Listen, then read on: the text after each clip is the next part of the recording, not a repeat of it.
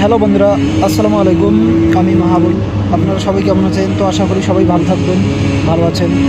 তো আজকে আমি একটা কথা বলতে চাচ্ছি, যেটা হচ্ছে কি, আমরা তো সবাই জানি যে রোজার আর বেশি দিন নেই।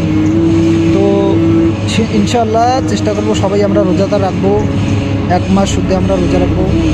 11 মাস তো আমরা আমাদের ফুর্তি মতো খাওয়া দাওয়া সব কিছু আমাদের ইচ্ছে মতো করি। তো ইনশাআল্লাহ সকলে চেষ্টা করব একটা মাস রোজার জন্য আমরা আল্লাহকে খুশি করার জন্য রাখতে পারি। আর সবথেকে যেটা বড় কথা হচ্ছে, আমরা রোজা রাখবো এবং না রাখবো, শরীরের সমস্যা, গ্যাস্ট্রিকের সমস্যা, এই অনেক রকমের সমস্যা থাকে মানুষের।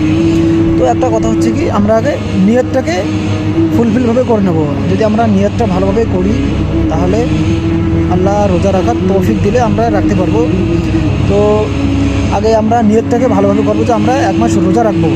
আল্লাহ তাআলা ফেরেশতাদেরকে বলেন যে যদি কোনো ব্যক্তি কোনো একটা ভালো কাজের নিয়ত করে, সে কাজটা যদি সে পুরোপুরি করে, তাও সে ওই সবটা পেয়ে যায়, আর যদি না করে সেও সবটা পেয়ে যায়। তো সবার আগে আমরা ইনশাআল্লাহ নিয়ত করবো যে আমরা 1 মাস রোজা রাখবো আল্লাহকে রাজি করার জন্য।